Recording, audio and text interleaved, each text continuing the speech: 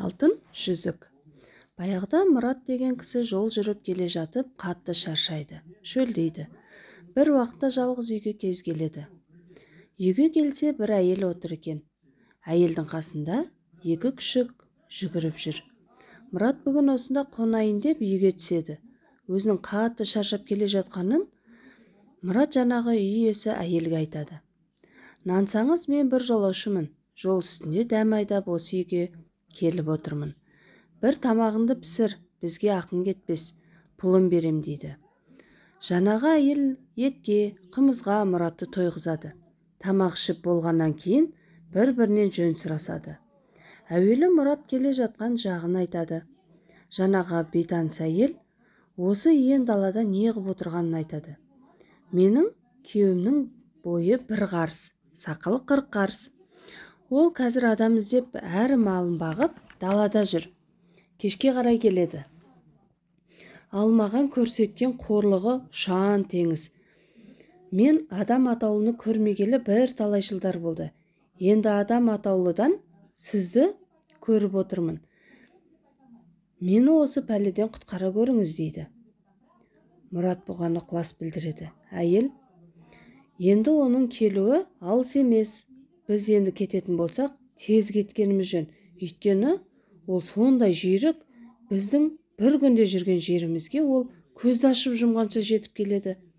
Ал енді біз осы үйді жығып тастап, әр затын әр жерге қояйық. Сосын балалардың бәрін үйден аластатып, біреуін батысқа, біреуін шығысқа, ал енді біреуін Темірқазық жұлдызының бағытына қарай апарып тастайық.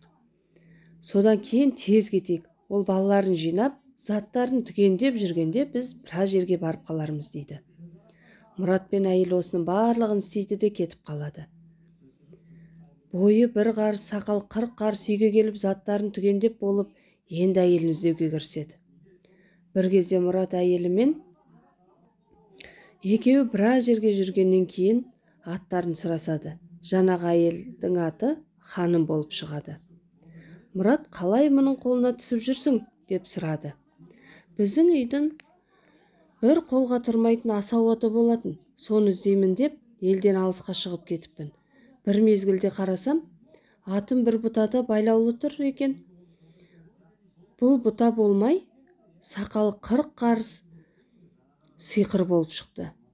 Атымды сұрайын деп жақындап келгенде ол мен шап беріп ұстап, аяқ қолымды байлап, буды да үйіне алып келді. Атымды ертеңіне сойып жеді, күніне бір қара жейді. Сізге жолыққанға дейін маған көрсетпеген қорлығы жоқ. Жүрісті тездете түсейік. Манағы енді ауылға келді. Қаттырақ жүру керек дейді ханым.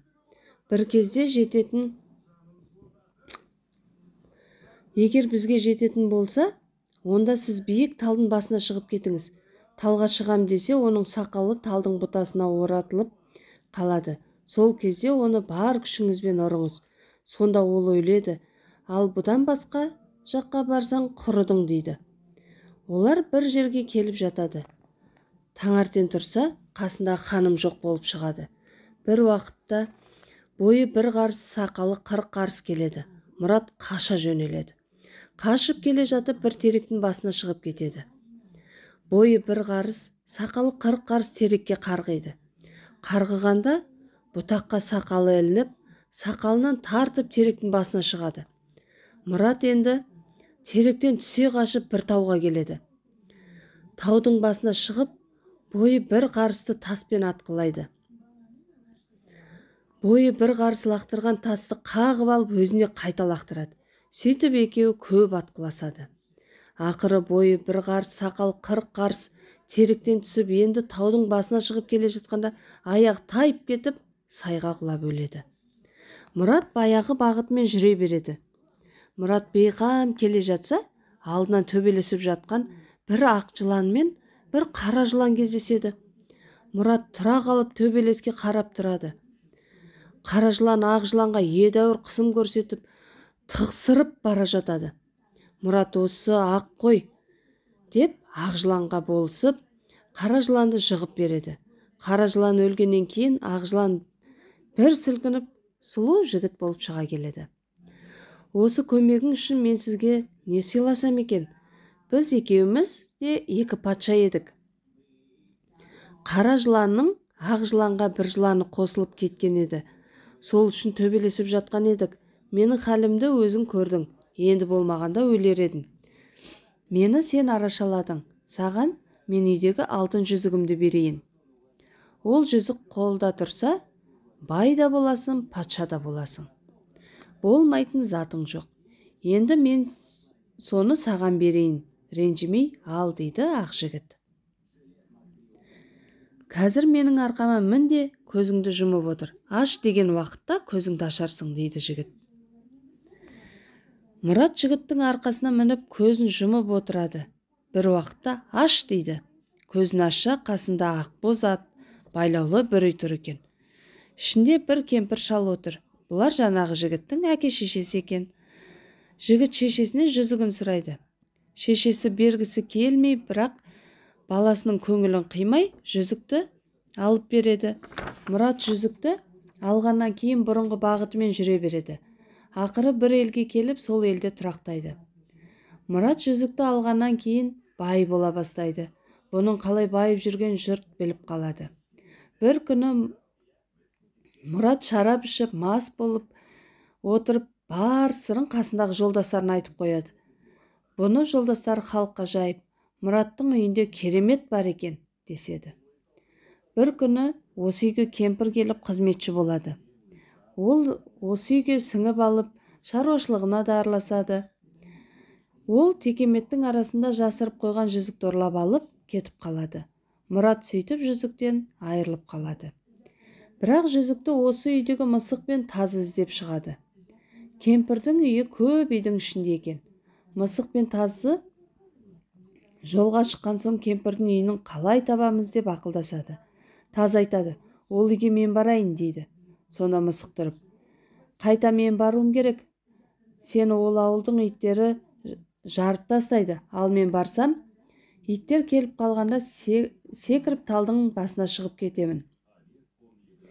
Сен жұрт ұйықтағанда кел, дейді. Сөйтіп кемпірдікіне әуелі мысық кетеді.